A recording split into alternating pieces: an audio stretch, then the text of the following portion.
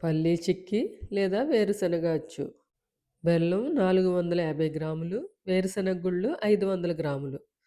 వేరుశనగ గుళ్ళు కంటే ఒక 50 గ్రాములు తక్కువగా బెల్లాన్ని తీసుకోవాలి. గుప్పెడు పప్పును కోర్స్‌గా గ్రైండ్ చేసుకోవాలి. బెల్లంలో అర గ్లాసు నీళ్లను పోసి బెల్లాన్ని పూర్తిగా కరగనివ్వాలి. బెల్లం పూర్తిగా కరిగేలోపు అచ్చును దేనిపై వేస్తే దాని మీద పావు స్పూను నూనెను వేసి పూర్తిగా రాయాలి. అప్పడాల కర్రకు కూడా కొంచెం నూనెను రాయాలి. నూనెను ఎక్కువగా వేయకూడదు. బెల్లం పూర్తిగా కరిగిన తర్వాత వడకట్టుకోవాలి. ఒక్కొక్కసారి బెల్లంలో ఇసుక ఉంటుంది. అచ్చు వేసే ప్రదేశంలో నూనెను మరీ ఎక్కువ వేయకూడదు. ఎక్కువ వేసినట్లయితే అచ్చు దానికి అంటుకోకుండా పైకి లేసే ప్రమాదం ఉంటుంది. పాకం ఇలా మరుగుతున్నప్పుడు 1 టీ స్పూన్ నెయ్యిని వేసుకోవాలి. ఇలా నెయ్యిని వేయడం వల్ల అచ్చు మరింత రుచిగా ఉంటుంది. పాకం ఇలా ఉడుకుతున్నప్పుడు ఎంతవరకు తయారయ్యిందో నీళ్ళల్లో ఒక చుక్క పాకాన్ని వేసి చూద్దాం. ఇలా సాగుతుంది అంటే పాకం ఇంకా తయారవనట్టు. ఇలా ఉన్నప్పుడు పాకాన్ని మరొక నిమిషం పాటు ఉడికించుకోవాలి. బెల్లం పాకం సాగుతూ ఉంది కాబట్టి ఇది ఇంకా తయారవలేదు. మరొక నిమిషం పాటు ఉడికిన తర్వాత పాకాన్ని మళ్ళీ చూద్దాం. పాకం తయారయ్యిందో లేదో చూడడానికి చిన్న చిన్న డ్రాప్స్‌లా వేసుకోవాలి. దాన్ని 2 చేతులతో పట్టుకుని విరిపినట్లయితే విరిగింది అంటే పాకం తయారయిందని అర్థం.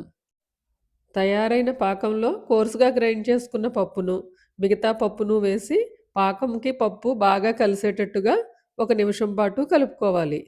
పాకంలో వేరుశనగ పప్పును సరిగా కలుపుకోనట్లయితే అచ్చు పోసేటప్పుడు విడిపోతుంది.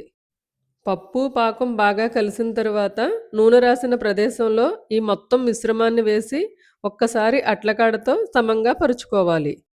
తరువాత నూనె రాసిన అప్పడాల కర్రతో అచ్చును మనకి కావలసిన మందంలో పలచగా తీసుకోవాలి. పాకం వేడి చల్లారక ముందే అప్పడాల కర్రతో పలచగా తయారు చేసుకోవాలి.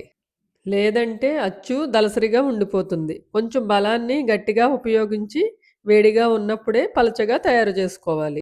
ఇలా తయారు చేసేటప్పుడు మధ్యలో పాకం దూరంగా జరిగిపోయినట్టుగా ఉంటుంది. దాన్ని చేత్తో దగ్గరకు నొక్కుకొని మరలా అప్పడాల గరతో పలచగా ఒత్తుకోవాలి. మొత్తం అచ్చును ఇలా తయారు చేసుకున్న తర్వాత ఆ వేడి మీదే మనకి కావలసిన సైజులో ముక్కలు నాటు పెట్టుకోవాలి. 10 నిమిషాలు అలా వదిలేస్తే మొత్తం ఆరిపోతుంది.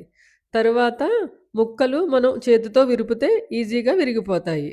ఇలా తయారైన అచ్చు నెల రోజుల పాటు కరకరలాడుతూ ఉంటుంది. గాలి తగలకుండా చూసుకోవాలి. చూస్తుంటే నోరూరుతుంది కదూ! అయితే ఈజీగా చేసేయండి.